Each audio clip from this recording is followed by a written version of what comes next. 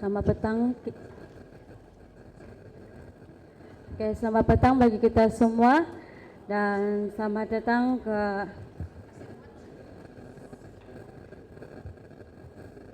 Kebaktian Kebangunan Rohani Kependetaan Malangang, daerah Malangang. Oke, mari kita mulakan puji-pujian kita dengan menyanyikan lagu Kita Satu Dalam Tuhan.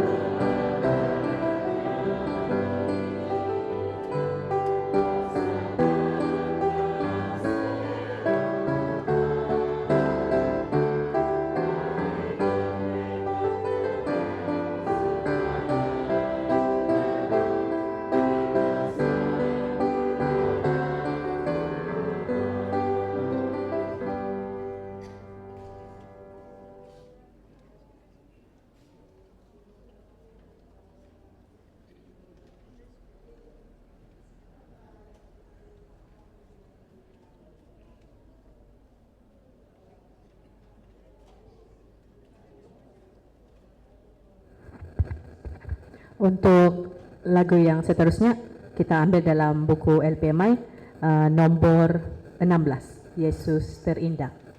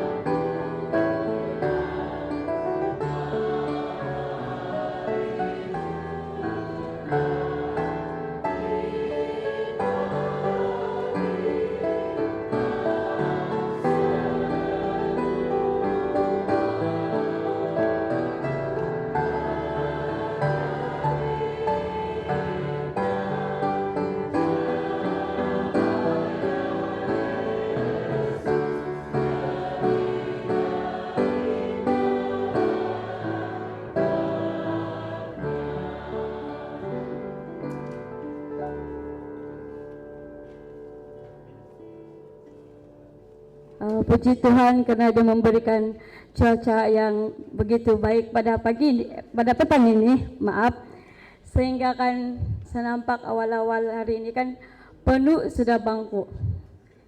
makin ramai lah Tuhan yang datang. Terima kasih. Tidak juga apa tuh? Dia bilang semalam tidak juga rugi. Pendeta kita datang jauh-jauh dari Indon, ramai yang datang. Oke? Mari kita teruskan lagu pujian kita pada pagi ini dengan menyanyikan lagu di LPMI Puji pada Tuhan nomor 138.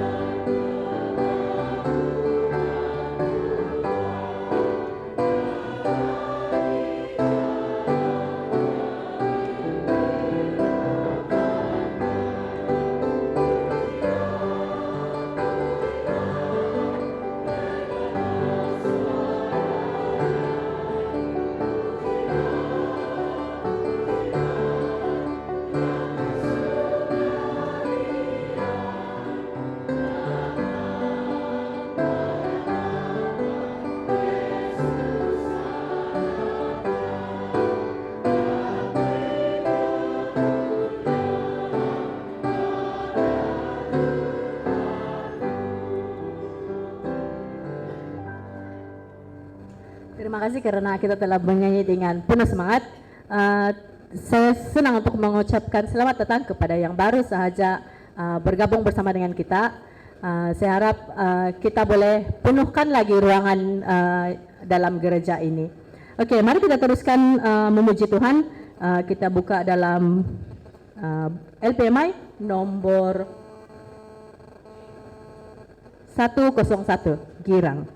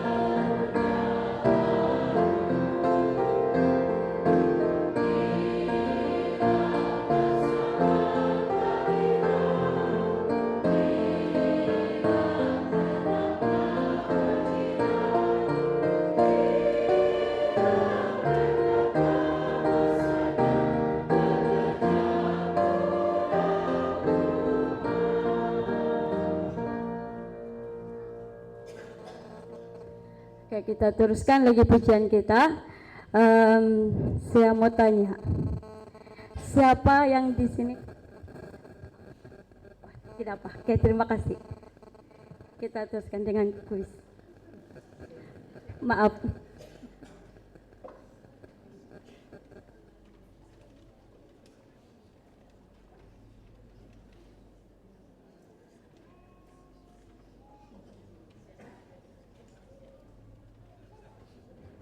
Terima kasih kepada para ibu-ibu, saya kira, yang telah memimpin kita dalam pujian sebentar tadi.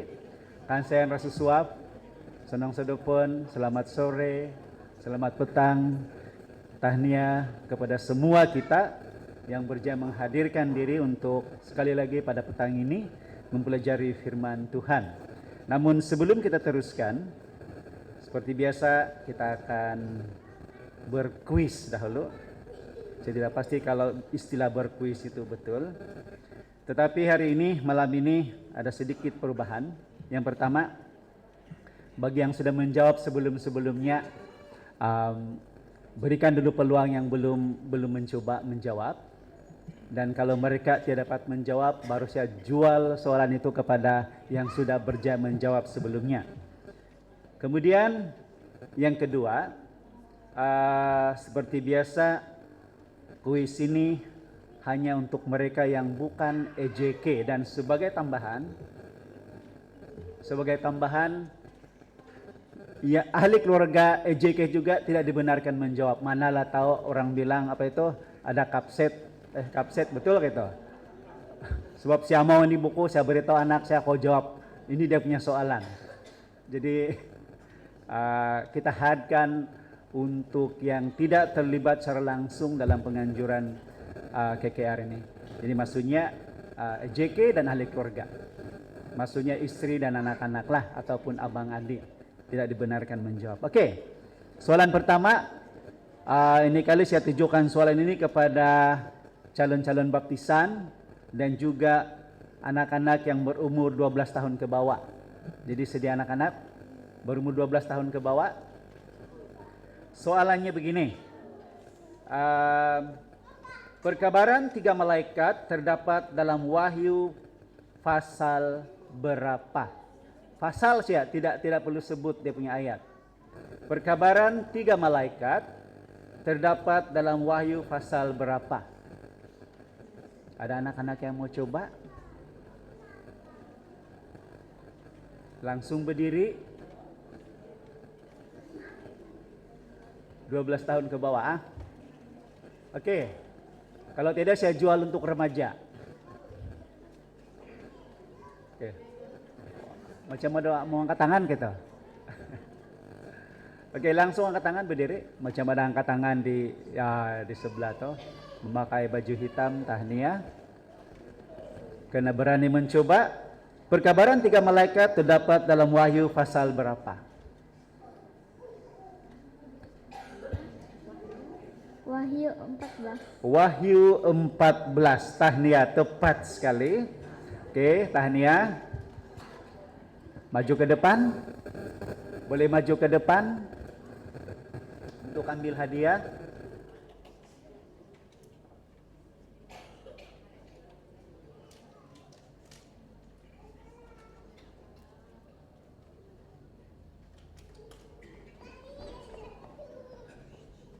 Ya, Chloe.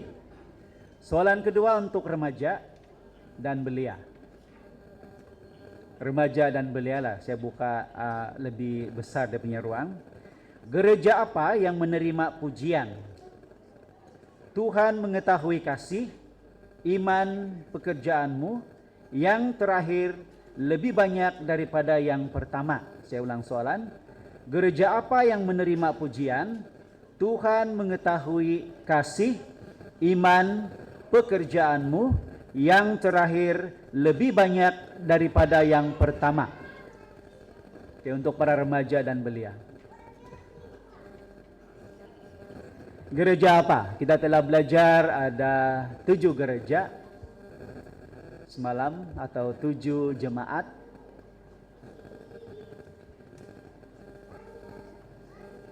Oke, para remaja dan belia, buku yang sangat menarik, 101 rahasia untuk memperolehi hidup yang lebih baik, dalam bahasa Inggris, tulisan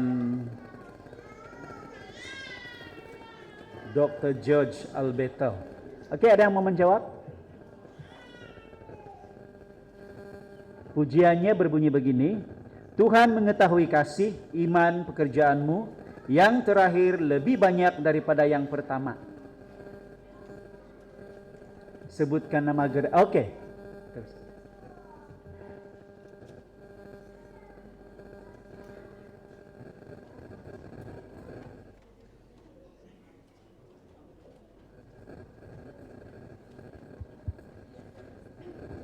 Gereja Gereja. Tiatara. Oke, Tahnia. Maju ke depan.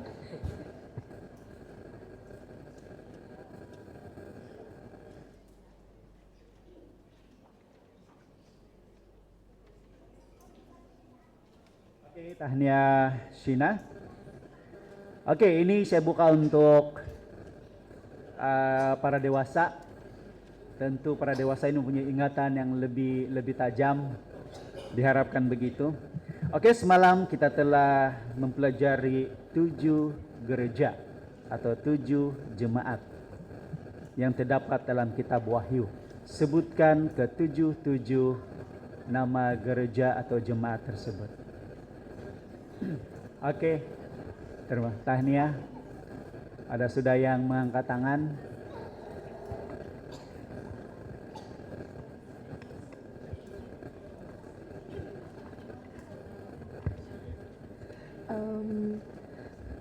Jemaat Efesus, Smyrna, Pergamus, Tiatira, Sardis, Philadelphia, dan juga Laodikia. Oke, tahniah. Langsung ke depan.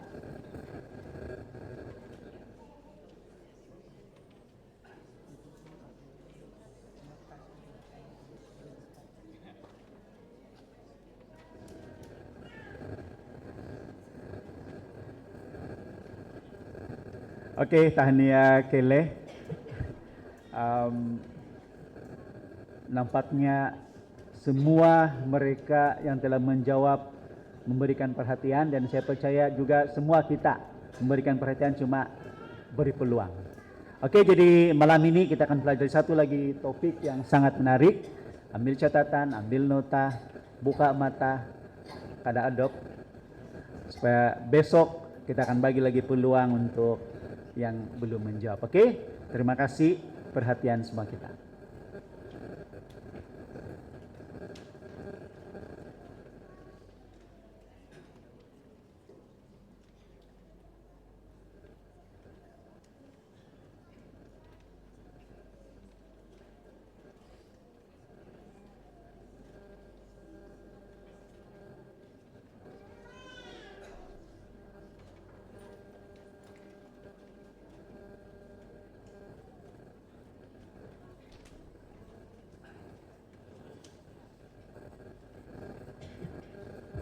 Shalom, selamat datang dan selamat malam pada kita semua. Puji Tuhan karena kita ramai datang pada malam ini. Jadi untuk memulakan kebaktian kita pada malam ini, mari kita nyanyi lagu tema kita. Saya minta praise team untuk memimpin.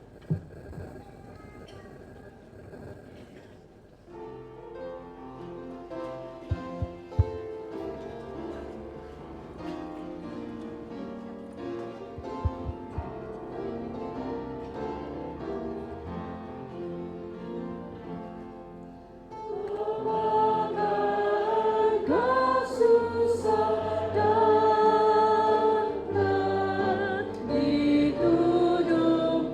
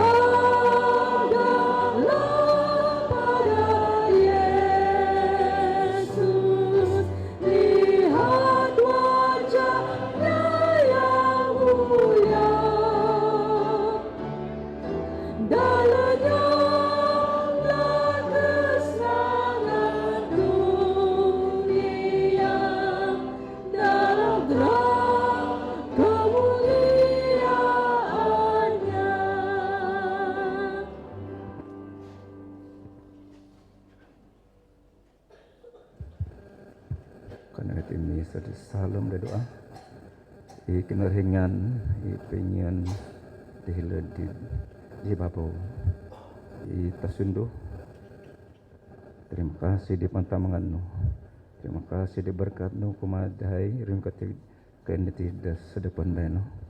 Dan kata yang tensanan dahay pingka nagi imnamboras dahay das sedepan diti kinakamanak dahay det wonod tensanan. Tensanan di sunod di kangrat ikil di may panampung may kalimbasok di pakinanghan dahay kenda dalana detit hay naulud dahay sedepan diti. Terima kasih manut kinahati. Demikian ditisbang dengaran Tuhan Yesus. Amin.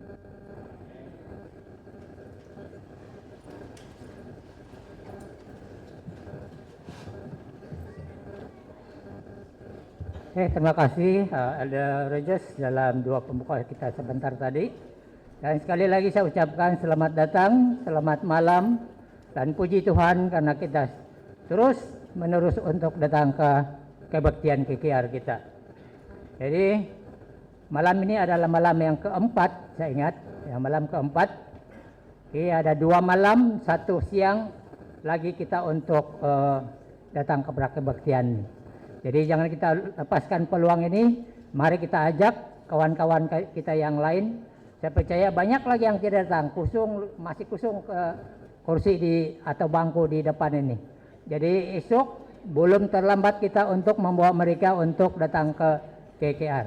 Oke, jadi terima kasih kepada praise team karena memimpin kita dalam puji-pujian sebentar tadi, dan biarlah semua puji-pujian itu menjadi atau boleh mengangkat kita lebih dekat kepada Tuhan. Dan terima kasih juga pada Cikgu Richard yang menyampaikan kuis sebentar tadi. Jadi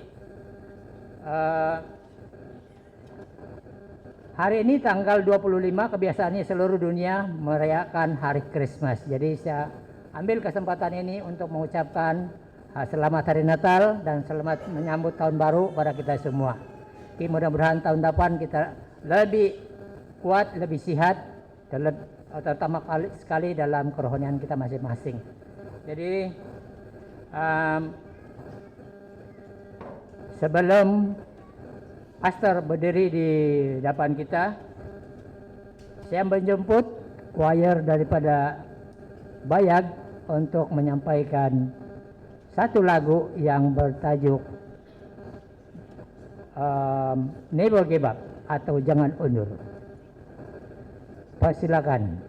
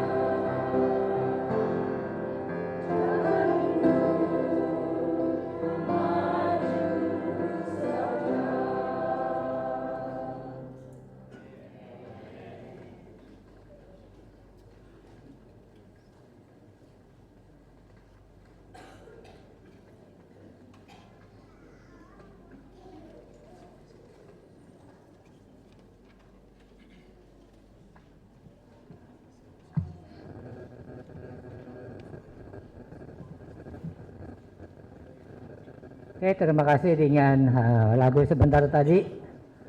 Sebenarnya banyak ahli-ahli choir nih, tapi sebagian daripada mereka ini karena selesma, jadi tidak dapat datang. Jadi terima kasih ada beberapa daripada jiran kita, Romindakoh, yang membantu kita dalam choir ini. Jadi untuk makluman singkat, satu makluman, selepas nanti pastor dua penutup nanti, kita beri dia masa untuk berjalan ke pintu utama dan disusuli dengan yang duduk di depan menyusul ikut belakang pastor, oke, dan seterusnya. Jadi untuk tidak membuang masa, saya serahkan masa ini untuk pastor untuk menyampaikan firman Tuhan. Saya percaya kita sudah rindu untuk ataupun kita haus ataupun lapar dengan makanan rohani. Jadi saya persilakan pastor.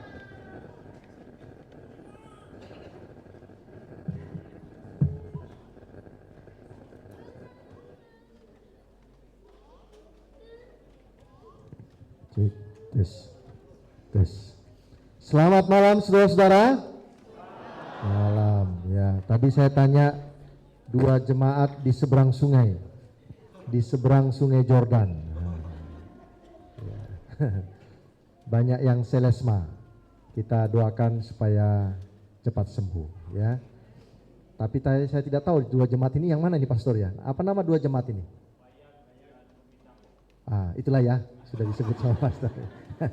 Jadi terima kasih lagu pujiannya Never Give Up, Jesus is Coming. Jangan pernah menyerah, Yesus datang segera. Dan itulah juga menjadi pengharapan kita, pelajaran kita yang sudah kita pelajari sepanjang beberapa hari yang sudah lewat. Baik, pada malam hari ini saya juga mau menyapa, sudah banyak juga itu yang di Dewan Terbuka ya. Saya hanya lambai tangan lah, selamat malam lah. Ya, selamat malam ya. Saya lihat dari sini ada yang lambai tangan kan? Ada. Oh ada ya. Ada ya. Oh ya, terima kasih ya. Puji Tuhan. Walaupun mereka di luar, tapi mereka tetap fokus untuk mendengar firman Tuhan ya. Karena kalau di luar pulang lebih cepat. Ya. Kalau di dalam harus salam pastor lama kan. Ya. Jadi mereka penuh dengan wisdom. Ya.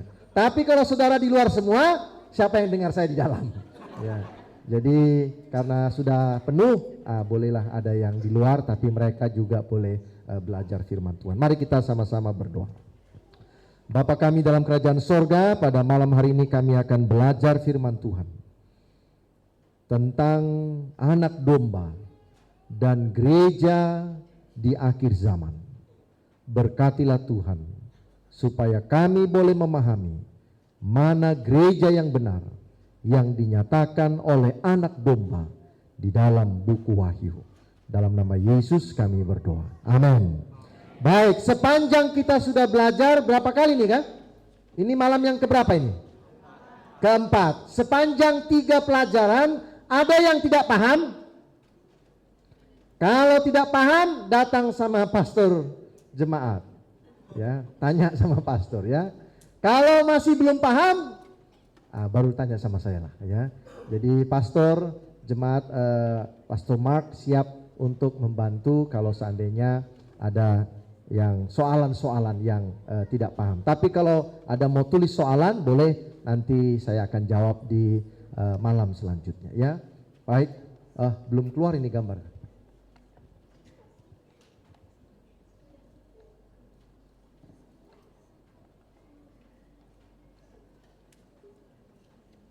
Oke ya. Harap-harap jalan ini kah?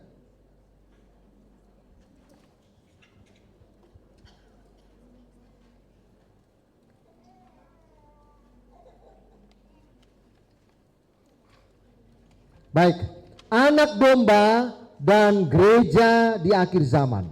Di zaman sekarang ini begitu banyak gereja yang ada yang berkata bahwa mereka juga adalah gereja yang benar di akhir zaman. Tetapi yang kita mau pelajari malam hari ini adalah gereja yang benar berdasarkan kitab suci, khususnya di dalam buku Wahyu. Dari buku Kejadian sampai dengan buku Wahyu, hanya di buku Wahyu lah yang jelas dinyatakan ciri-ciri gereja yang benar sampai di akhir zaman. Tadi ada soalan gereja Efesus, Smyrna, Pergamus, Tiatira, kemudian apa tuh yang kelima? Sardis, Philadelphia, dan Laodikia.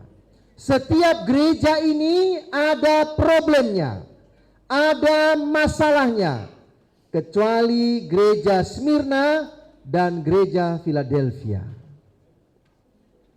Setiap gereja ini ada panggilannya untuk bertobat dan ada juga upah untuk masing-masing gereja, dan itulah upah untuk kita semua jika kita never give up. Jesus is coming, ya. Oke. Baik, Wahyu 12 perempuan dan naga. Ada perempuan dan ada naga sebagai aktor dalam cerita Wahyu pasal yang ke-12. Semalam saya sudah tunjukkan bahwa Wahyu 1 sampai 11 adalah tentang sejarah dari dunia ini, khususnya sejarah gereja Tuhan. Lalu Wahyu pasal yang ke-12 adalah jembatan untuk kita pindah ke peristiwa akhir zaman yang dimulai Wahyu pasal berapa? Pasal yang ke-13.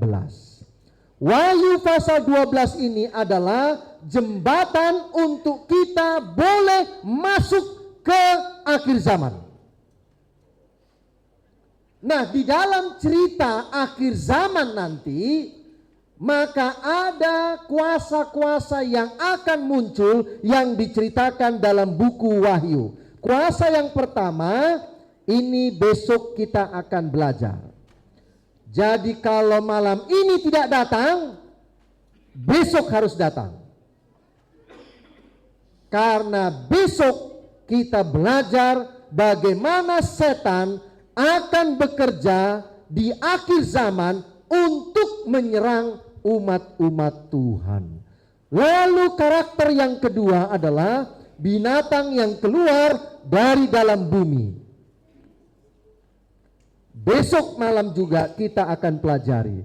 Kemudian Wahyu pasal 17 ada karakter yang muncul, yaitu wanita pelacur yang disebut dengan Babel, pelacur besar. Tiga kekuatan inilah yang digunakan setan untuk melawan umat-umat Tuhan. Tetapi sebelum kita belajar tiga kekuatan ini, maka ada Wahyu 12 yang menceritakan background, latar belakang, sehingga akan muncul tiga kekuatan besar ini. Ya, oke, siap-siap. Nah, Wahyu 12 ini dibagi menjadi tiga. Yang pertama adalah kelahiran seorang anak. Yang kedua adalah setan diusir dari mana? Dari sorga. Yang ketiga adalah penganiayaan yang dilakukan oleh naga ular tua kepada perempuan dan anaknya. Ya, ada berapa bagiannya? Tiga. Yang pertama, anak yang lahir. Yang kedua, setan diusir dari mana? Sorga. Lalu yang ketiga, penganiayaan kepada perempuan dan anaknya. Nah, sekarang mari kita mulai belajar membaca Alkitab. Nah, perempuan yang melahirkan atau perempuan yang mengandung di dalam Wahyu pasal 12 ini adalah sebagai penjelasan untuk boleh mengetahui penyebab permusuhan yang akan membanjiri umat-umat Allah sampai akhir zaman. Inilah cerita awalnya. Kenapa umat Tuhan itu selalu diserang oleh setan? Dia bermula dari cerita Wahyu pasal 12. Itu sebabnya sangat penting untuk belajar Wahyu 12, apalagi anak domba dan gereja di mana? Di akhir zaman. Oke, sekarang saya minta semua kaum perempuan yang baca. Nanti berlomba dengan kaum pria, mana yang lebih kuat ya. Satu kaum perempuan, 1, 2, 3.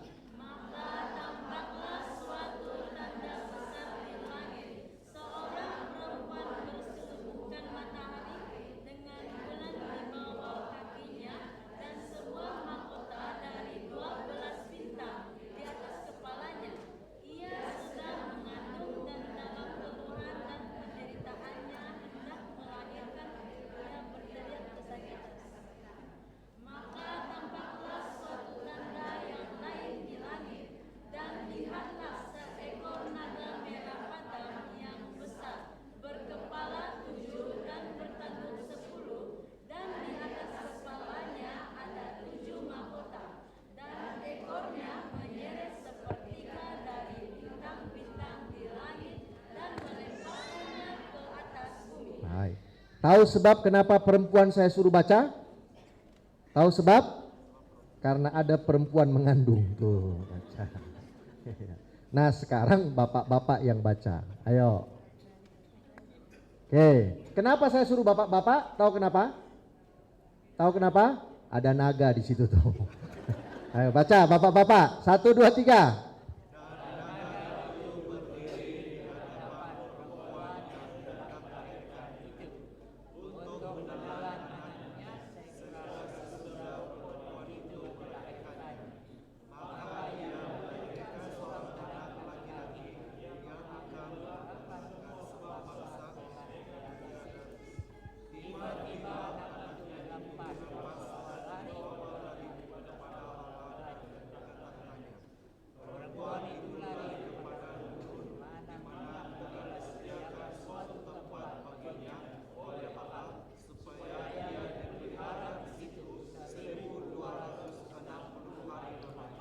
Oke, ada perempuan yang mengandung, ada naga yang merah, ada anak yang mau lahir, lalu ada Bapa yang di sorga, kemana anak ini nanti akan dilarikan ke sorga.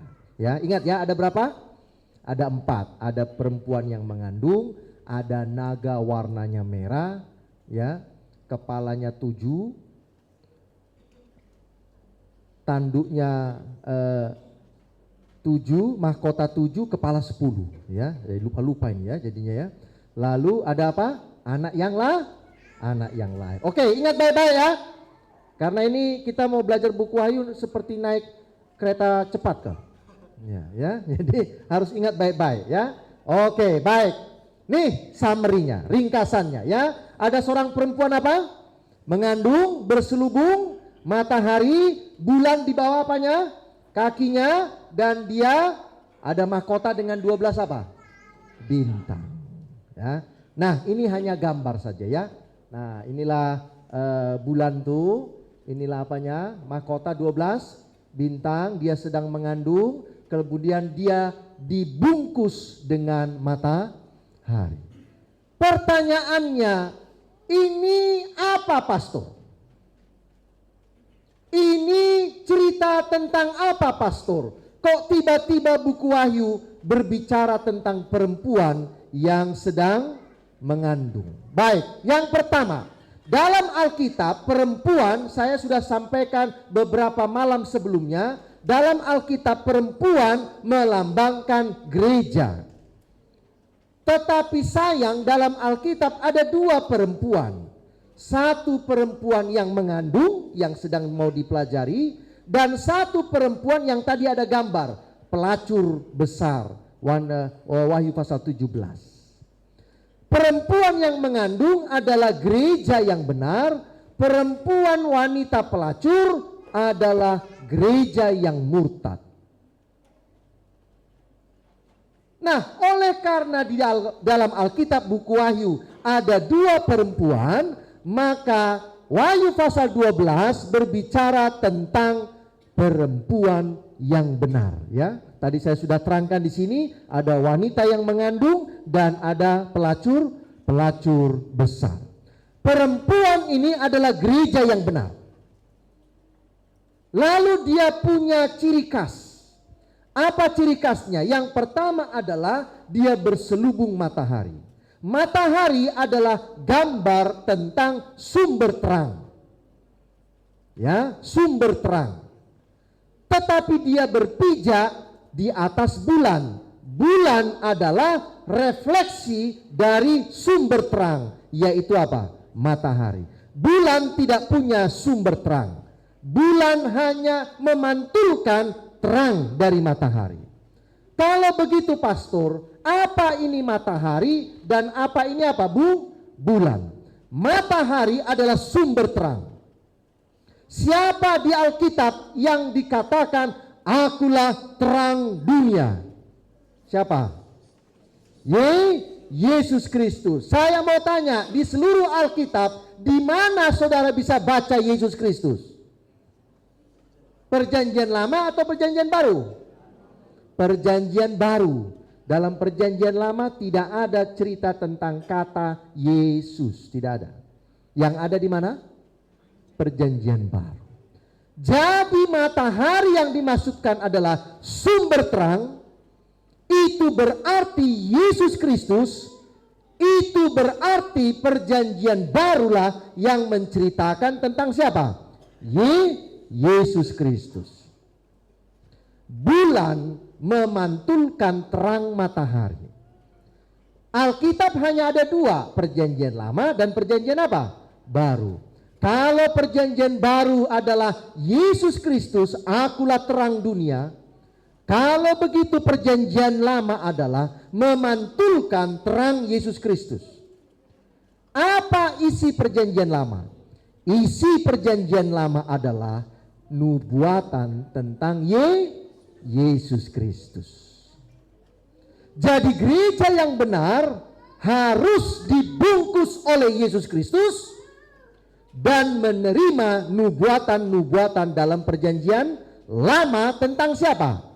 Yesus Kristus. Yang sudah paham angkat tangan. Yang tidak angkat tangan bingung. Supaya mudah, Perjanjian Lama bicara tentang siapa? Yesus Kristus, nubuatan. Dia akan lahir di Bethlehem, dia akan begini, mati di bukit Golgota dan lain sebagainya. Itu sebabnya dia hanya menceritakan, dia bukan terangnya. Karena terangnya adalah siapa? Yesus Kristus, itulah Perjanjian Baru. Gereja yang benar harus menerima Perjanjian Lama dan Perjanjian Baru. Apakah ada pastor gereja yang tidak mau terima Perjanjian Lama? Ada. Gereja apa itu pastor? Saya kasih contoh ya, diam-diam ya, tidak boleh ngomong ya. Tidak boleh omong sama orang, diam-diam. Semua boleh dimakan selain kursi.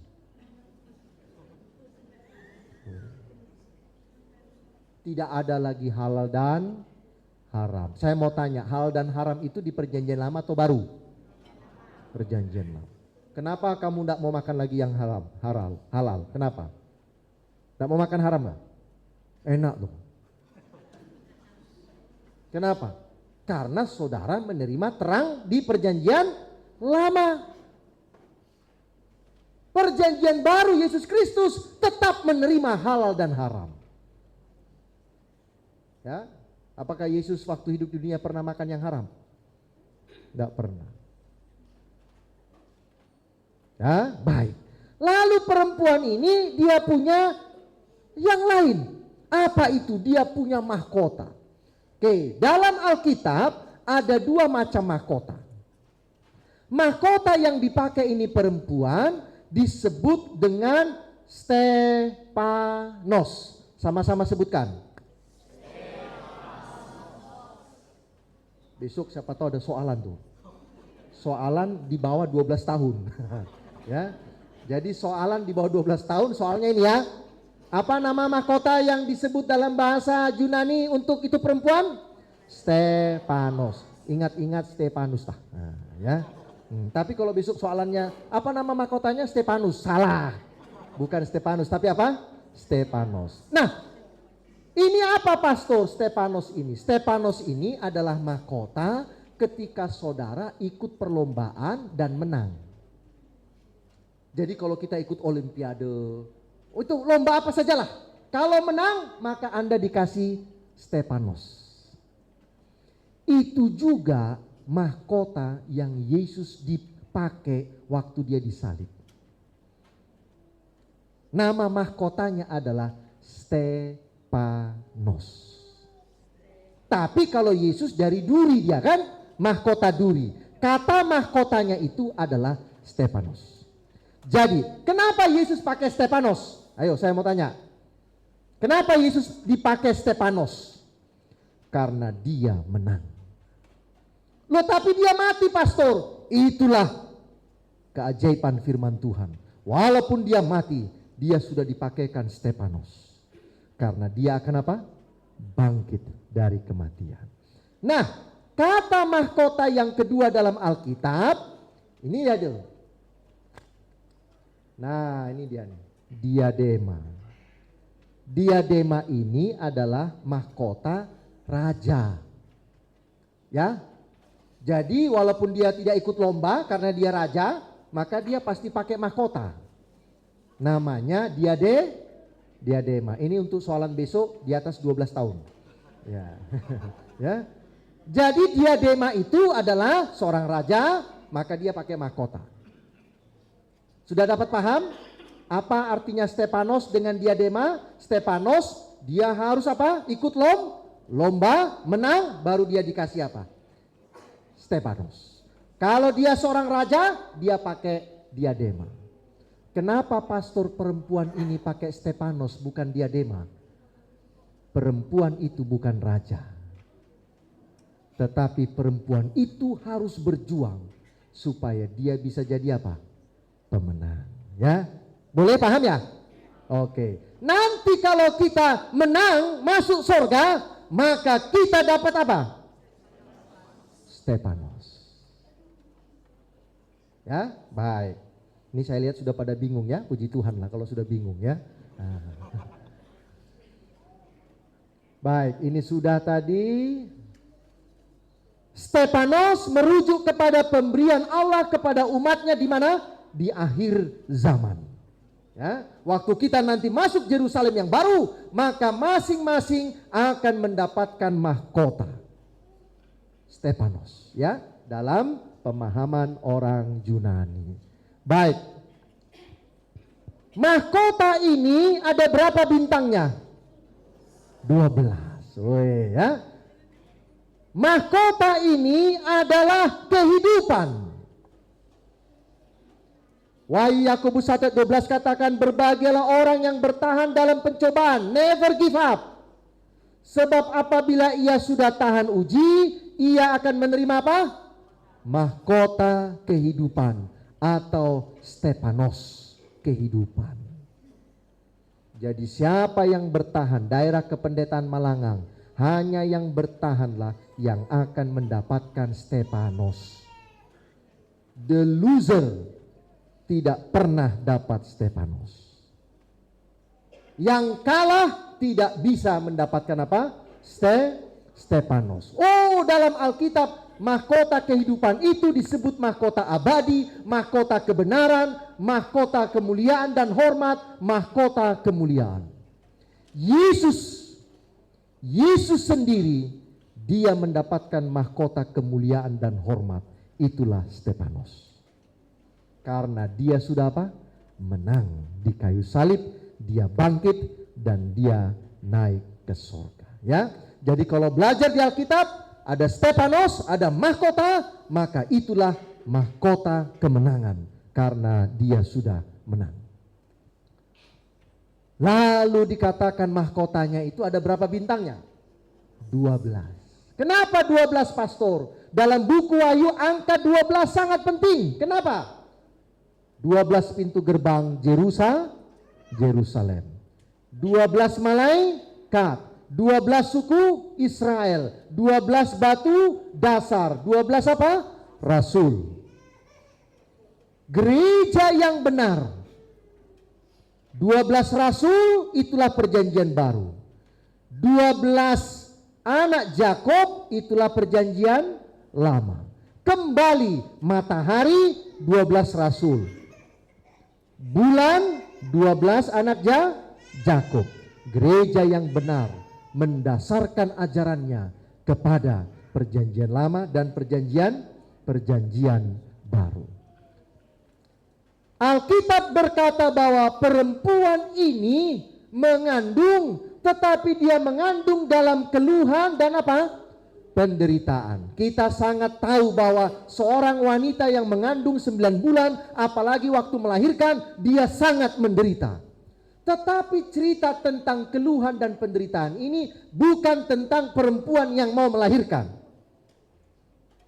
Karena perempuan yang mengandung ini bukan perempuan sungguh-sungguh. Ini adalah gereja. Bagaimana gereja melahirkan?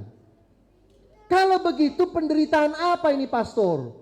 Perempuan ini harus menghadapi aniaya, penderitaan, sampai akhirnya anak itu dilahirkan. Itulah sebabnya dia dikatakan dia penuh dengan keluhan dan apa? Penderitaan. Gereja yang benar telah mengalami penganiayaan, penderitaan, kesusahan sebelum anak itu lahir. Siapa sebenarnya anak ini? Anak yang dilahirkan ini adalah Yesus Kristus. Kalau begitu siapa perempuannya? Maria? Bukan. Perempuan yang dimaksudkan yang melahirkan Yesus Kristus adalah bangsa Israel di zaman Yesus lahir. Nah, bangsa Israel ini mengalami penganiayaan. Bagaimana pastor mereka mengalami penganiayaan waktu Yesus lahir? Karena mereka berada di dalam penjajahan kerajaan apa? Romawi. Bahkan bangsa Israel ini berulang kali dianiaya oleh bangsa-bangsa sebelum kerajaan Romawi. Termasuklah itu kerajaan Babylon. Betul? Babylon menghancurkan Yerusalem, membawa tawanan, termasuklah Daniel, Hanaya, Misael dan apa? Asaria. Medo Persia ikut juga, Yunani ikut juga, dan akhirnya kerajaan Romawi. Setan berusaha menghancurkan bangsa Israel dengan munculnya kerajaan-kerajaan seperti Babylon, Medo Persia, Yunani, kerajaan Romawi. Bahkan sebelum Babylon ada bangsa juga yang sudah menghancurkan Israel, khususnya kerajaan utara, yaitu bangsa Asyur. Betul ya? Bangsa Asyur. Inilah penderitaan, keluhan yang dialami oleh perempuan ini. Baik, kita masuk di bahagian yang kedua dari ayat 3 sampai 6. Kalau tadi masih ingat, maka perempuan ini berdiri berhadapan dengan naga yang merah. Naga yang merah ini siap mau menelan anak yang mau lahir. Siapa anaknya tadi yang mau lahir? Yesus Kristus. Yesus lahir di tengah-tengah bangsa Israel di zaman itu.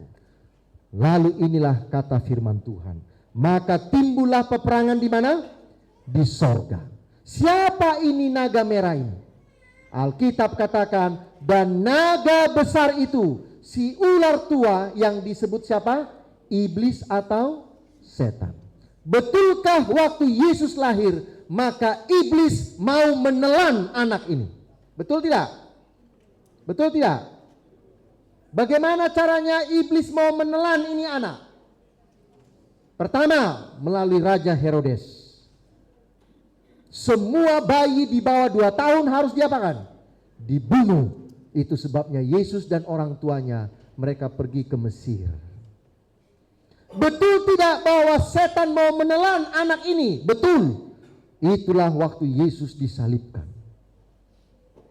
Waktu Yesus disalibkan, setan menang. Tetapi waktu Yesus bangkit, setan kalah. Dia mau telan anak ini. Setan mau menyerang lagi Yesus Kristus walaupun dia sudah bangkit. Tetapi Yesus diangkat kemana? Ke sorga. Setan tidak bisa lagi menyerang Yesus Kristus. Karena Yesus sudah diangkat kemana? Ke dalam kerajaan sorga. Di zaman Yesus, setan bekerja melalui kerajaan Romawi kekafiran untuk membunuh Yesus Kristus. Termasuklah itu Pilatus yang memutuskan untuk Yesus apa? Disalibkan. Baik. Nah, ini naga merah luar biasa. Dia punya berapa mahkota? 7 mahkota. Perhatikan baik-baik.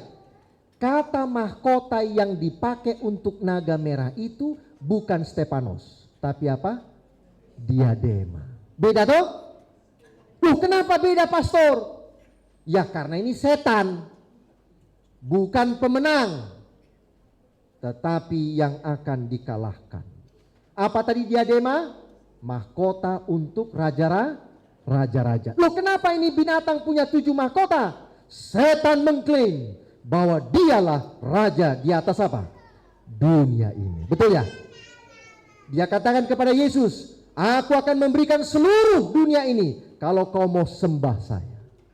Dia mengklaim dirinya sebagai raja. Itu sebabnya 7 mahkotanya adalah diadema, bukan Stefanus. Ya, baik. Berikutnya, naga merah ini punya 7 mahkota. Inilah 7 kerajaan yang telah menganiaya umat-umat Tuhan mulai dari bangsa Israel. Mulai dari mana? Bangsa Israel. Ada bangsa-bangsa yang muncul di atas dunia ini yang dipakai oleh setan untuk membinasakan bangsa Israel, dan termasuklah nanti umat-umat Tuhan, gereja Tuhan sampai di akhir zaman. Siapa itu, pastor? Baik. Kepalanya 7. Perhatikan baik-baik. Berapa kepalanya? 7. Kepala yang 7 itu adalah bangsa-bangsa yang pernah menghancurkan, menganiaya bangsa Israel. Dimulai dari mana? Mesir. Betulkah bangsa Mesir telah menganiaya orang Israel? Betul, perbudakan di zaman Musa. Mesir mau menghancurkan Israel. Loh, kenapa pastor Israel harus dihancurkan? Supaya tidak lahir Mesias itu. Mesias harus lahir dari keturunan bangsa Israel. Khususnya keturunan siapa? Daud. Nah, kalau Israel habis dibunuh, maka tidak akan pernah lahir apa? Mesias. Lalu muncullah bangsa Asyur. Lalu ini kita sudah pelajari di malam yang pertama dan yang kedua, ada Babel, Medo Persia, Yunani, Romawi kekafiran, dan kekristenan Romawi. Inilah yang dipakai oleh kuasa kegelapan di masa yang lalu untuk menghancurkan bangsa Israel, menghancurkan gereja Tuhan. Rasul-rasul banyak mati setelah Yesus oleh karena pekerjaan Romawi kekafiran. Bahkan Rasul Paulus mati di kota Roma, digantung pancung oleh karena kerajaan Romawi. Yohanes yang kekasih dibuang ke Pulau Patmos oleh kerajaan Romawi kekafiran. Inilah kepala yang 7 itu. Alkitab katakan bahwa dia bertanduk berapa? 10. Oh, tanduk 10 ini bagaimana, pastor? Kepala 7, tanduk 10, ekstra 3 ya, pastor? Iya. Tanduk-tanduk ini melambangkan kekuatan politik. Ini sama dengan yang di Wahyu 13. Ini sama dengan Wahyu 17. Ini sama dengan Daniel pasal yang ke-7. Ya, ingat baik-baik. Di Wahyu 13 besok malam kita akan belajar tentang binatang yang sama juga, dia punya tanduk berapa? 10. Kemarin kita sudah belajar di Daniel 7 ada binatang yang mengerikan, dia juga punya tanduk berapa? 10. Kalau begitu ini siapa pastor? Inilah kerajaan di Eropa, pecahan kerajaan apa? Romawi. Ingat, kepala dari emas, dada dan lengan dari perak, pinggang dari perunggu, paha dari apa? Besi, lalu kaki, jari-jari kaki dari besi bercampur tanah liat. Binatang yang keempat mengerikan, tanduknya 10. Ini adalah cerita yang sama. Siapa itu pastor? Pecahan kerajaan Romawi. Kita mengulang nggak? Ini ya. Inilah kerajaan, pecahan kerajaan apa? Romawi.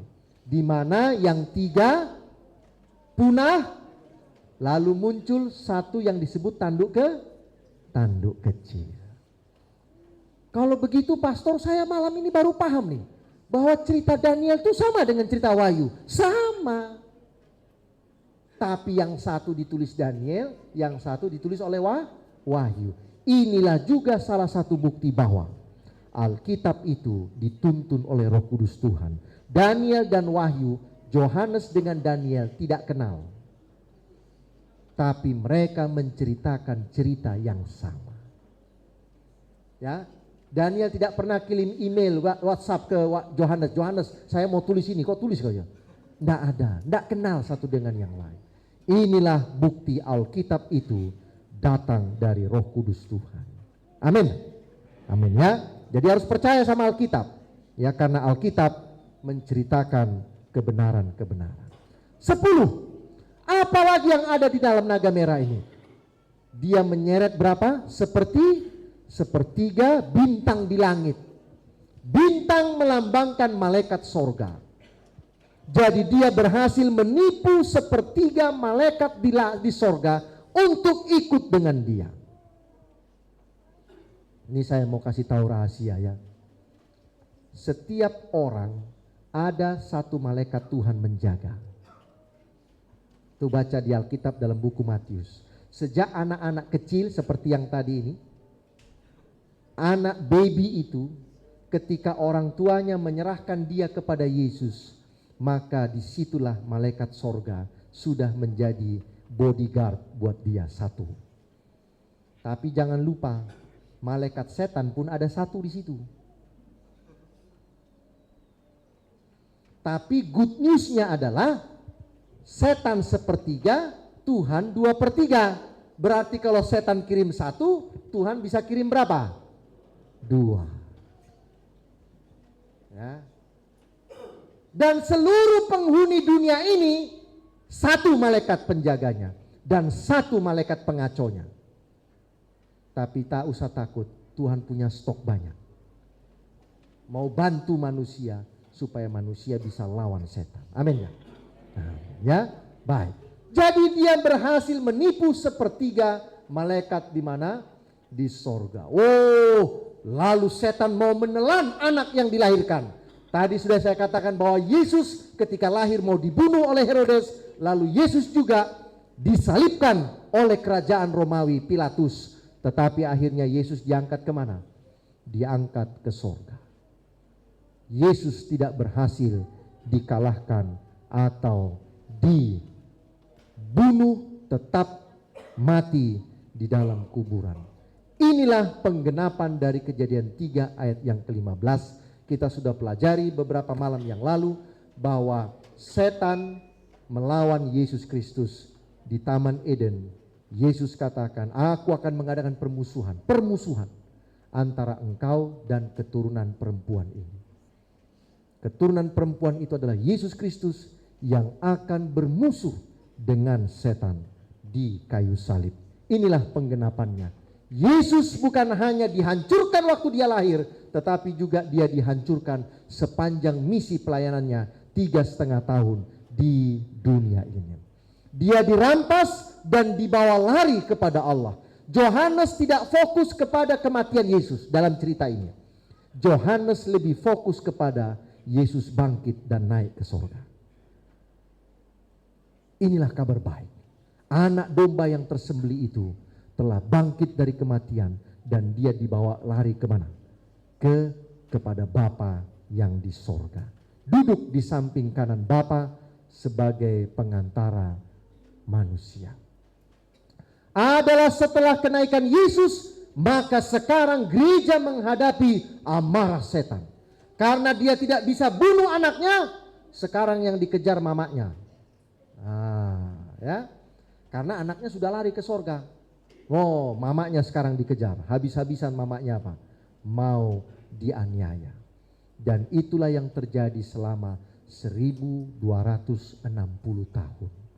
Atau 3,5 masa. Atau 42 bulan lamanya.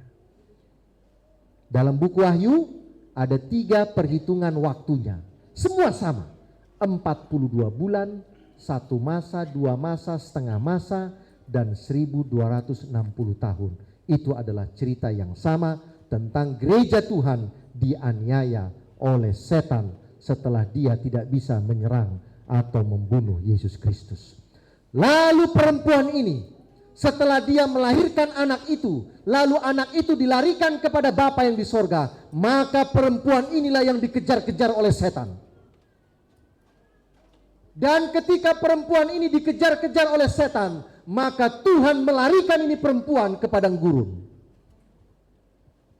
Saya mau tanya, bangsa Israel waktu diperbudak di Mesir, dilarikan Tuhan kemana? Kemana? Ke padang gurun. 40 tahun di padang gurun, dikasih makan atau tidak sama Tuhan? Dikasih makan. Dikasih makan mana? Minta daging. Dikasih daging juga sama Tuhan. Tetapi karena rakus makannya, banyak yang mati. Artinya apa? Meskipun Tuhan melarikan bangsa Israel ke padang gurun, meskipun gereja yang dianiaya itu dilarikan Tuhan ke padang gurun, tetapi di padang gurun Tuhan menjaga mereka. Saudara tidak perlu takut ketika engkau harus dilarikan Tuhan ke tempat yang sunyi agar engkau bisa selamat, karena Tuhan akan memberikan penjagaan kepadamu. Ada satu nabi di Alkitab yang 3 tahun lebih makan daging dan makan roti, tidak punya masalah dengan kesehatan. Nabi siapa tuh? Nabi Elia, ya. Oh, boleh coba nih pastor. 3 tahun makan daging dan roti saja, tidak ada buah, tidak ada sayur. Tapi sehat pastor. Sehat. Tapi jangan coba, itu karena Elia saja. Kamu bukan Elia. Ya. Kenapa? Karena itu roti dan daging diantar oleh burung gagak. Pertanyaannya, dari mana itu roti dan daging 2 kali sehari pastor selama lebih 3 tahun? Tidak usah ditanya-tanya. Karena itu bukan persoalan kita. Tetapi Elia dipelihara Tuhan. Makan daging dan roti 2 kali sehari. Gereja ini dilarikan Tuhan ke padang gurun selama 1260 hari atau 1260 tahun. Inilah tempat di mana Tuhan melindungi gereja ini. Pertanyaannya, di manakah padang gurun itu, pastor? Di manakah padang gurun sehingga gereja Tuhan yang dianiaya sejak tahun 538 sampai 1798, kemanakah Tuhan melarikan gereja ini dalam menghadapi penganiayaan? Nah, mari kita cari tahu, ya. Seberapapun berat penderitaan umat Tuhan, Allah akan memperhatikan kita. Never give up. Tuhan akan menjagai. Dipelihara Tuhan selama berapa? 1260 hari. Tadi saya katakan itu sama dengan 42 bulan. Itu sama dengan 1 masa, 2 masa, dan setengah masa. Inilah penganiayaan yang dilakukan oleh kekristenan Romawi. Dalam cerita Daniel pasal 7, itulah tanduk yang kecil yang menganiaya kekristenan gereja Tuhan yang menolak untuk tunduk kepada ajaran gereja yang berdasarkan tradisi manusia, bukan kepada kebenaran Alkitab.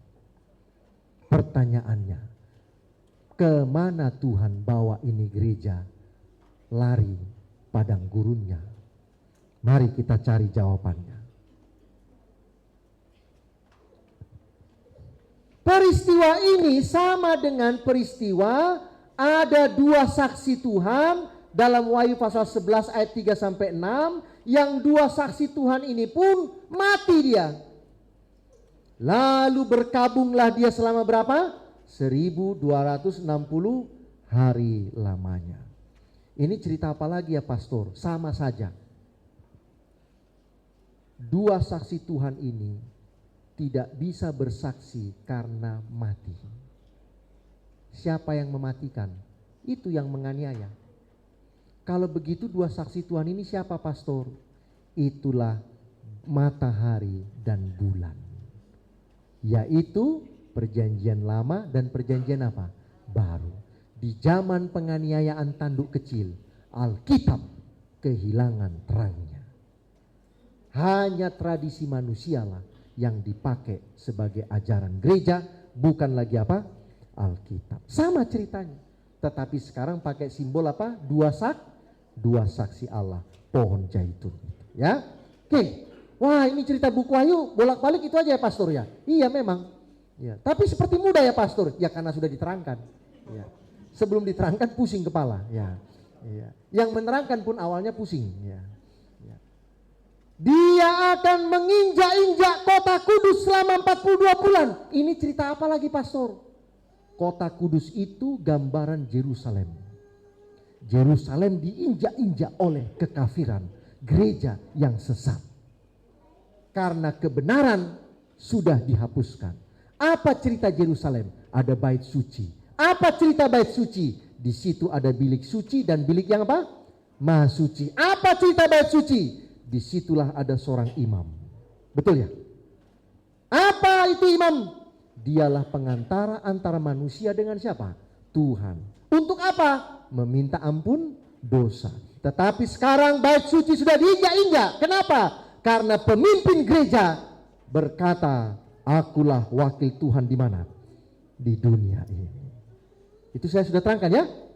Ya, beberapa malam yang lalu kan? Bahwa dia mengklaim bahwa dia adalah wakil siapa? Wakil Tuhan di atas dunia. Sehingga kalau mau minta ampun dosa, tidak perlu kepada Bapa, lewat pastor pasti diampuni. Kalau dosanya banyak, siapkan amplop lebih banyak. Bayar. Itulah bait suci diinjak-injak. Pelayanan Yesus diinjak-injak oleh gereja yang telah mengajarkan ajaran manusia, bukan ajaran apa? Kebenaran firman Tuhan.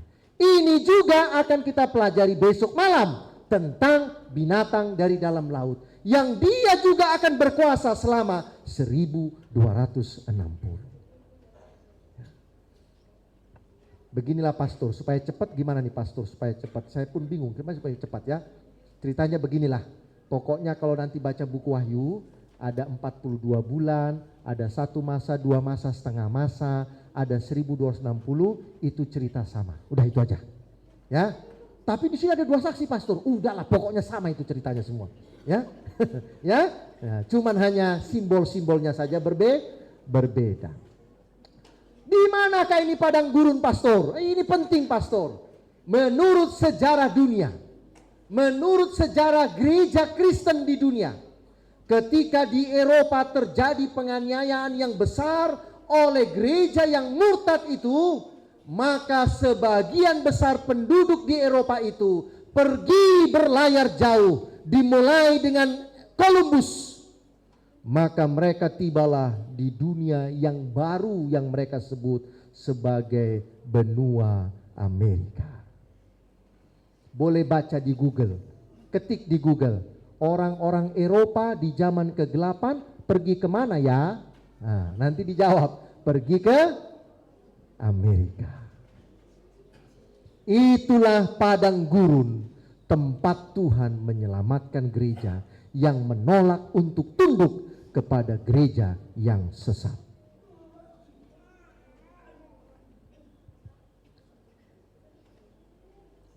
Pada saat yang sama muncul juga reformasi di mana? Di Eropa. Itulah Martin Luther. Martin Luther adalah seorang imam gereja kekristenan Romawi, tapi dia melawan gerejanya karena dia tahu bahwa gerejanya telah mengajarkan hal yang salah. Apa yang diajarkan Martin Luther? Yang pertama, keselamatan hanya oleh kasih karunia. Disebut apa itu? Sola gratia.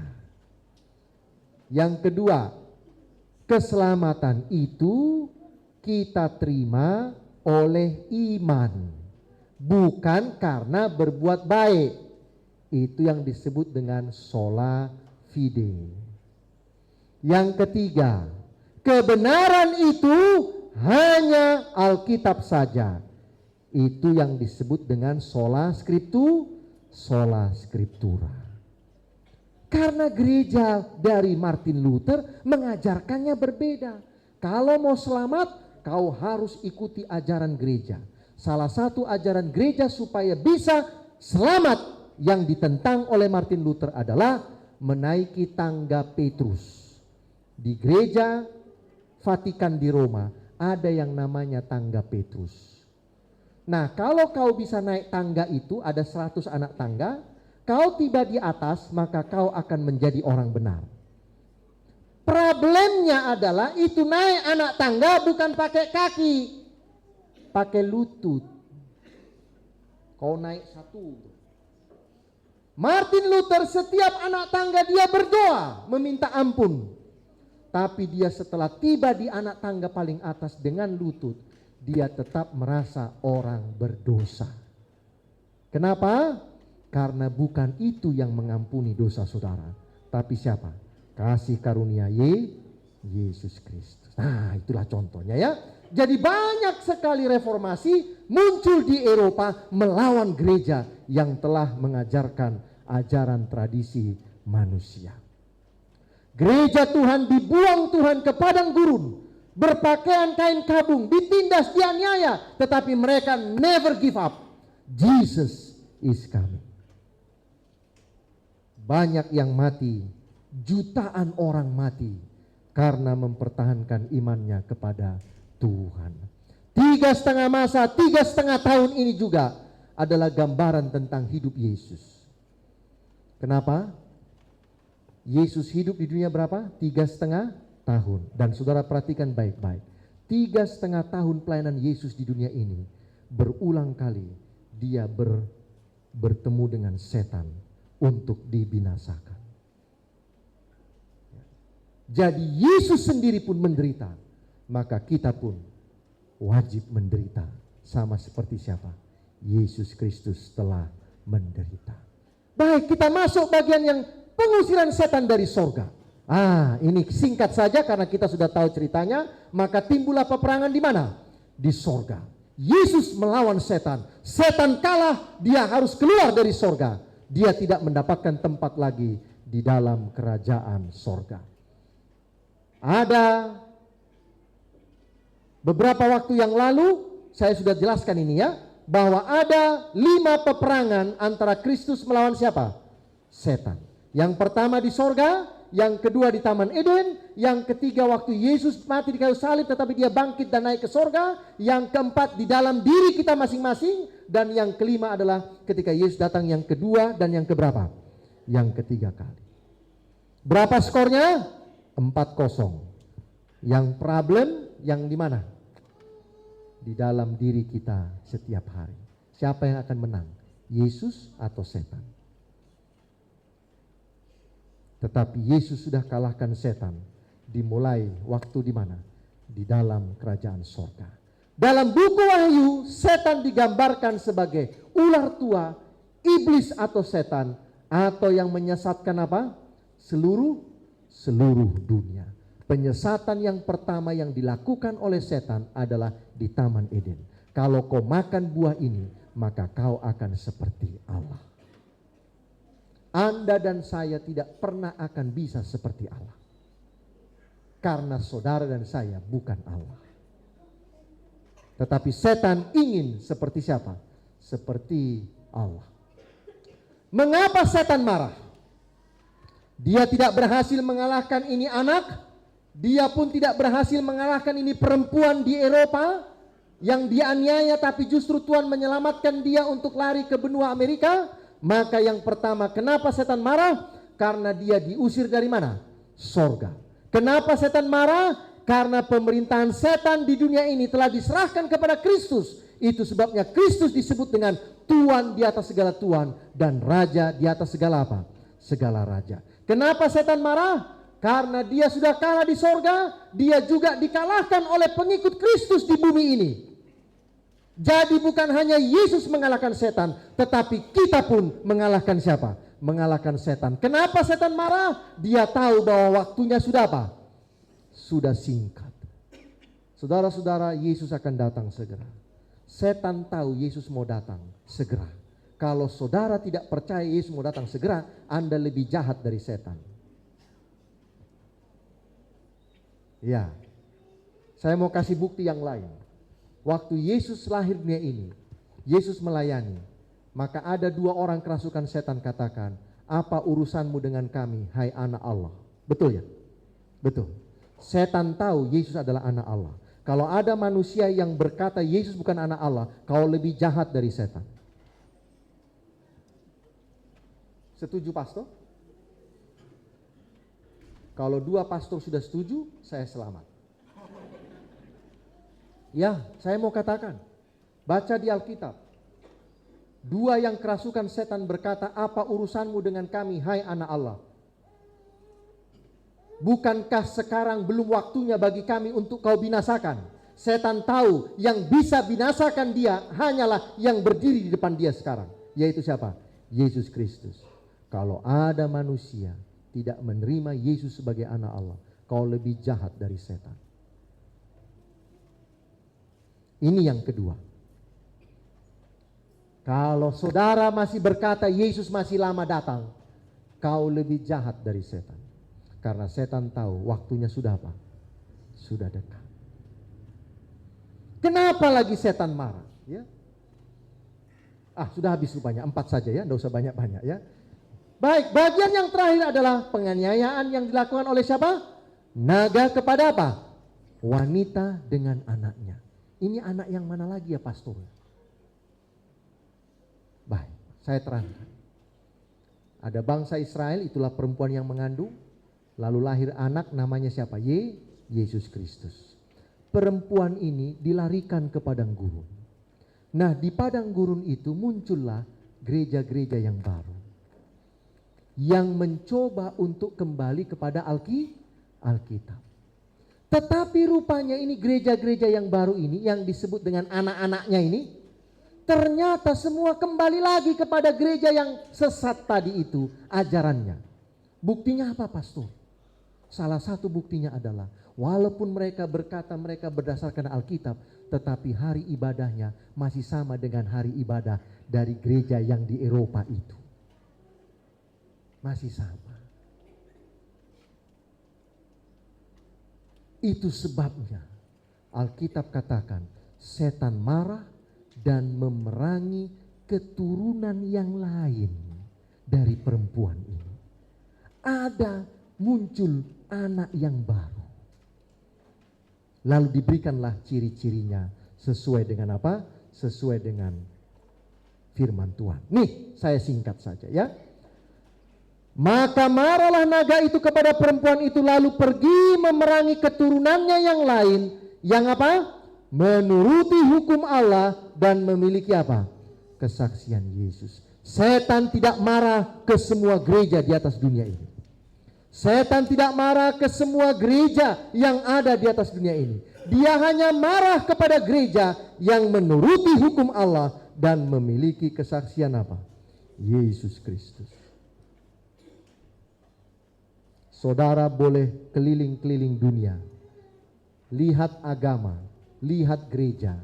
Gereja yang manakah yang memenuhi cerita Wahyu pasal 12? Kalau sudah ketemu, informasi sama Pastor Pardosi. Kalau belum ketemu, saya kasih informasinya sekarang. Gereja yang benar sesuai dengan cerita berapa? Wahyu 2, Wahyu 12 adalah gereja di mana saudara sedang duduk sekarang. Inilah gereja yang sesuai dengan cerita Wahyu pasal berapa? 12. Itu sebabnya beberapa malam lalu yang saya katakan bahwa gereja masih Advent hari ke-7 Seventh Day Adventist Church itu muncul dari benua Amerika. Tidak dari Timur Tengah, tidak dari Eropa, tidak dari Asia, apalagi dari Sabah. Tapi munculnya dari mana? Dari padang gurun benua Amerika. Karena itu ceritanya. Wahyu pasal berapa? Wahyu pasal 12. Baik, ini sudah saya jelaskan cerita-cerita yang sama. Ada dua strategi setan untuk menghancurkan gereja Tuhan. Yang pertama adalah apa tadi? Penganiayaan, dan yang kedua adalah penipuan. Yesus katakan dalam Matius pasal 24, akan muncul Mesias apa? Palsu. Mesias palsu ini akan bikin apa, pastor? Yang dia akan tawarkan adalah mujizat. Anda boleh lihat di YouTube. Ada pastor-pastor yang bisa jatuh. Saya pun bisa. Maju ke depan biar saya bikin suara jatuh. Tinggal dorong saja, tinggal jatuh sudah. Hati-hati. Setan gunakan apa? Penipuan. Manusia paling senang kalau lihat yang mujizat. Betul? Oi pastor, dia kemarin ini lumpuh kok. Bisa jalan pastor. Ini berarti pastornya adalah apa? Dari Tuhan. Hati-hati saudara. Setan bisa melakukan penyembuhan. Ya. Betul ini. Serius ini saya bilang. Setan bisa lakukan penyembuhan. Bahkan setan bisa seperti membangkitkan orang yang mati. Di Alkitab ada cerita? Ada. Siapa tuh? Samuel yang sudah mati dipanggil keluar. Bisa. Hati-hati. Setan bisa tiru apa saja yang Yesus lakukan. Bisa tiru. Hanya satu yang dia tidak bisa tiru. Ada yang mau tebak? Kalau EJK masih punya hadiah, kalau bisa dijawab malam ini dikasih hadiahnya. Ada yang mau tebak? Hanya satu setan tidak boleh tiru. Apa? Waktu di zaman Elia, kalau saudara baca tulisan Roh Nubuat, waktu Elia berkata kepada nabi palsu, panggil Tuhanmu. Siapa tahu Tuhanmu tidur. Siapa tahu lagi shopping. Supaya turun api. Saudara baca tulisan Roh Nubuat. Tuhan tidak izinkan setan turunkan api. Kenapa?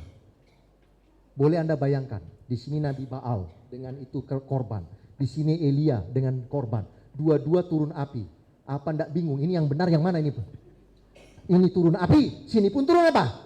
Api. Baca tulisan Roh Nubuat. Tuhan tidak izinkan setan menurunkan api, supaya tahu mana yang benar. Waktu akhir zaman ada satu yang setan tidak boleh tiru. Ada yang mau jawab? Penyembuhan dia boleh, mujizat dia boleh, bangkitkan orang mati dia boleh tiru. Satu yang tidak boleh dia tiru. Kalau ini ditiru, Anda bisa bingung nanti. Itulah kedatangan Yesus yang kedua kali. Boleh bayangkan ada dua Tuhan. Ini yang mana kok? Yang ini apa yang ini? Datang yang sini, akulah dia. Datang sini, akulah dia. Bingunglah kita. Ya, jadi tidak usah bingung. Kemarin malam sudah belajar tentang tanda-tanda kedatangan apa? Yesus. Bagaimana dia datang? Dia datang dengan semua malaikat. Setan pun bisa datang dengan semua malaikat. Tuhan datang dengan semua malaikat meniup sangkakala. Dia pun bisa datang dengan semua meniup sangkakala. Kalau dua-duanya datang, lalu saudara mau ikut yang mana? Angkatlah aku, diangkat. Angkatlah aku, dan diangkat. Ini yang benar, yang mana ini semua? Tuhan tidak izinkan manusia tertipu di akhir zaman. Ya, tapi ingatlah bahwa dia apa? Dia menggunakan penipuan. Tadi sudah kita pelajari. Setan tahu bahwa waktunya sudah dekat, ia butuh bantuan. Karena dia sudah gagal. Kalau begitu siapa yang akan bantu dia? Nah, besok malam. Lebih bagus Anda tidak datang malam ini. Ya, tapi saya sudah datang pastor. Lebih bagus besok malam lagi datang. Besok malam kita akan belajar ada dua kekuatan dunia yang akan membantu setan. Karena dia sudah gagal untuk apa? Untuk menganiaya umat-umat Tuhan. Nah, dua bantuan itulah yang disebut dengan 3 roh najis. Apa itu 3 roh najis, pastor? Itulah gereja yang murtad, yang di Eropa itu, yang sekarang masih ada.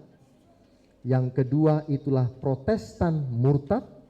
Kenapa Protestannya murtad, pastor? Karena dia kembali lagi kepada ajaran gereja yang sudah murtad tadi.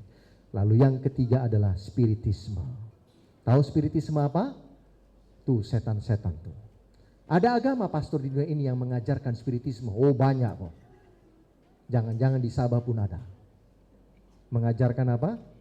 Spiritisme.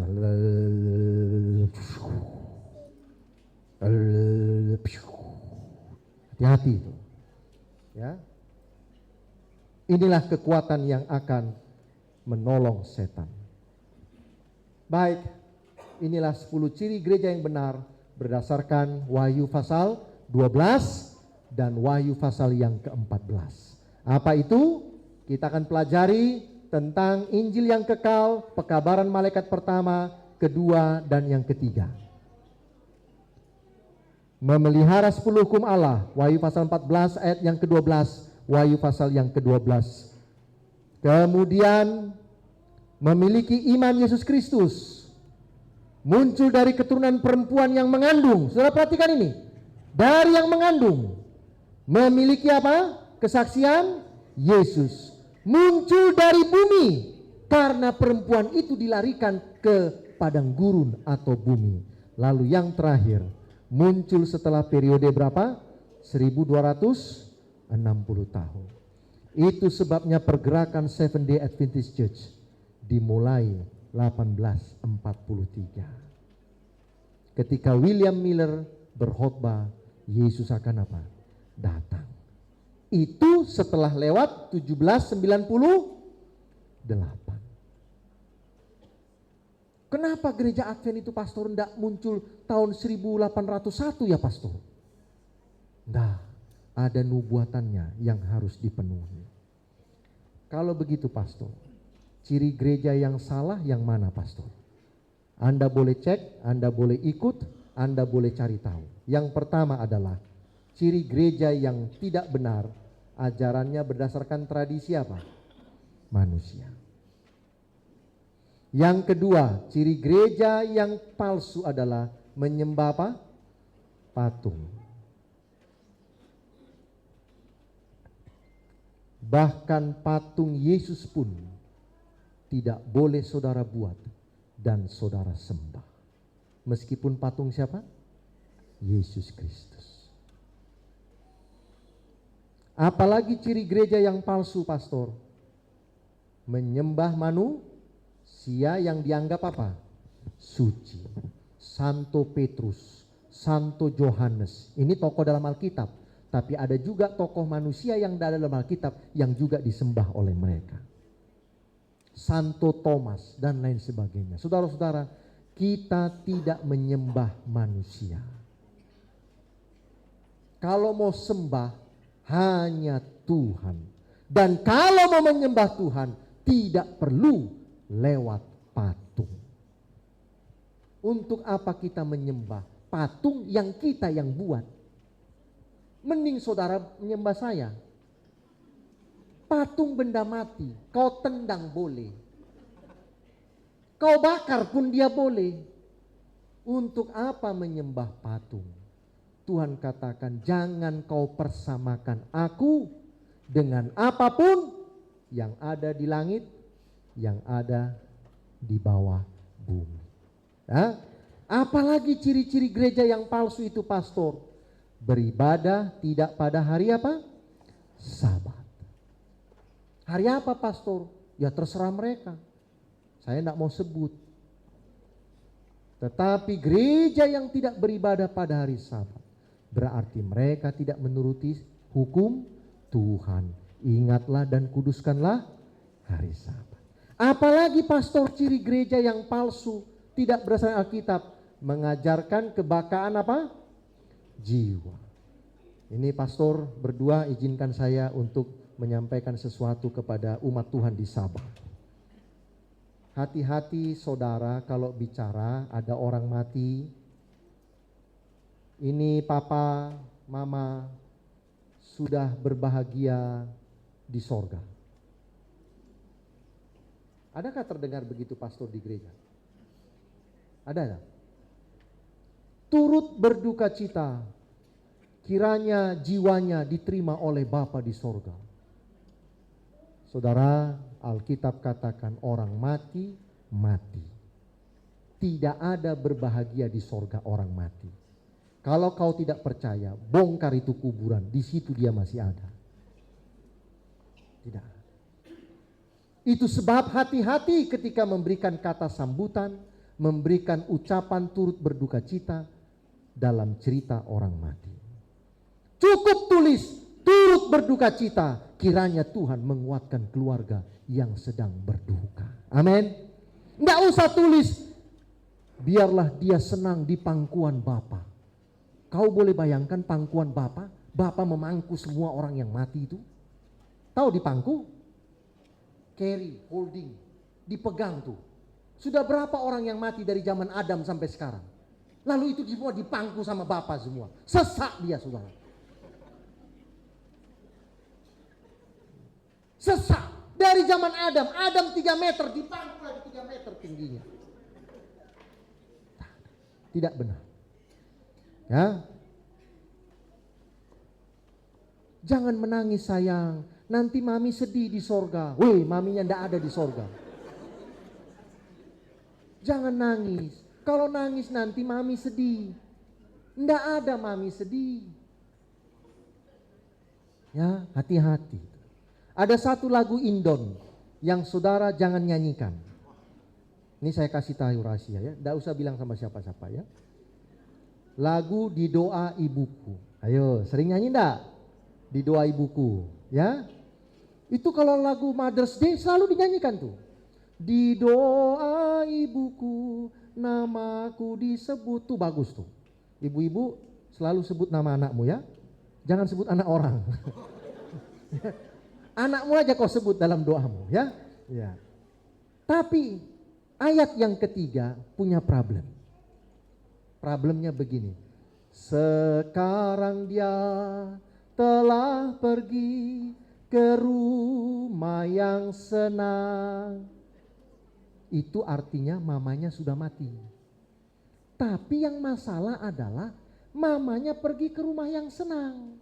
Rumah yang senang mana? Kuburan? Tidak. Tidak ada rumah yang senang di kuburan. Berarti dia di mana?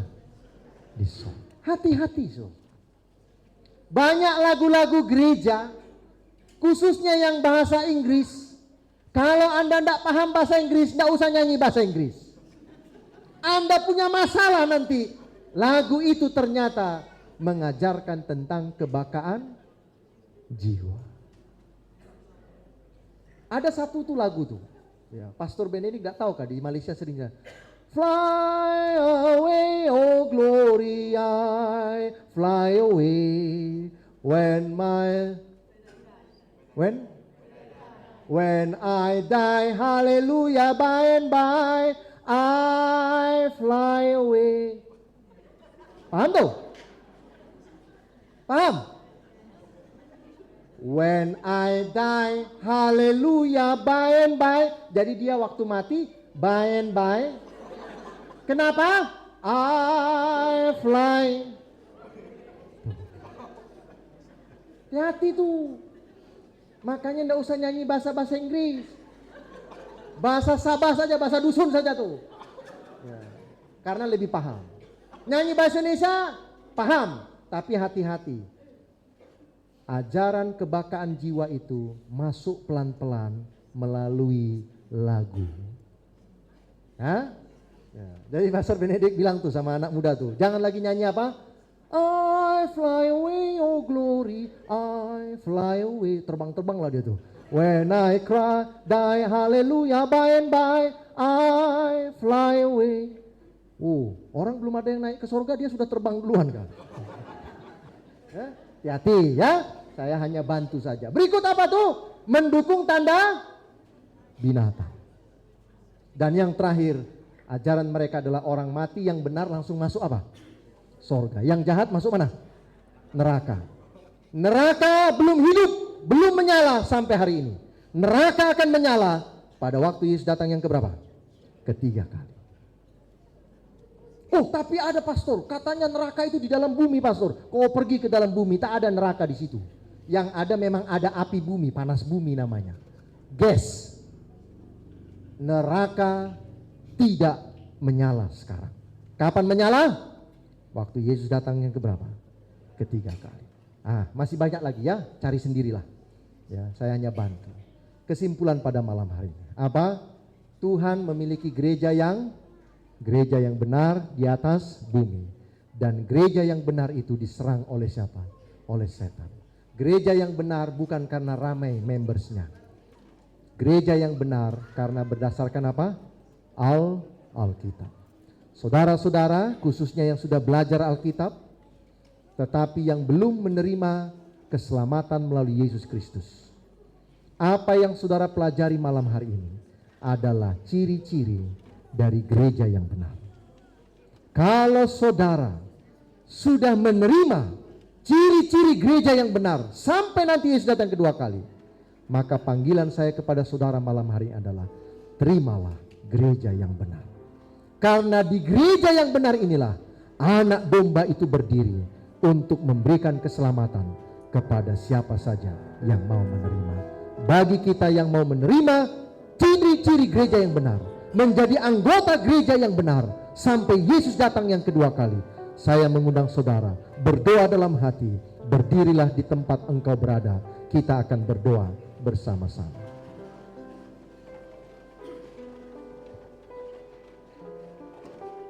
Bapa kami dalam kerajaan sorga, terima kasih ya Tuhan. Meskipun pelajaran ini sedikit panjang, tetapi Roh Kudus Tuhanlah yang akan membantu menjelaskan kepada seluruh anggota-anggota gereja yang sudah hadir, kepada seluruh tamu-tamu kami yang sudah hadir, bahwa ada gereja Tuhan, gereja yang benar di dalam Alkitab di zaman akhir ini.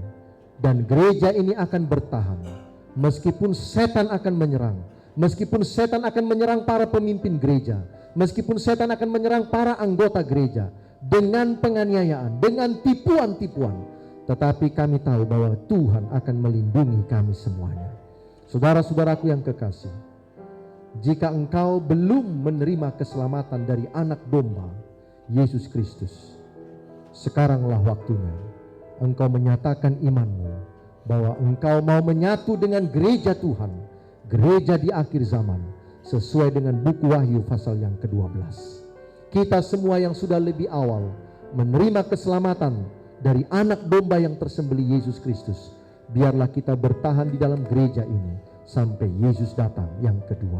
Berkatilah seluruh kami ya Tuhan yang sudah hadir pada malam hari ini. Biarlah kami akan pulang dengan sukacita, dengan sebuah pengharapan, tidak akan menyerah. Yesus akan datang segera. Kumpulkan kami besok malam ya Tuhan, untuk kami belajar lagi. Ada kekuatan-kekuatan di dunia ini yang akan digunakan oleh setan untuk menghancurkan umat-umat Tuhan, tetapi Tuhan akan melindungi gereja Tuhan. Terima kasih ya Bapa. Ampunilah dosa dan kesalahan kami. Dalam nama Yesus kami berdoa. Amin. Terima kasih banyak. Selamat malam, Tuhan memberkati.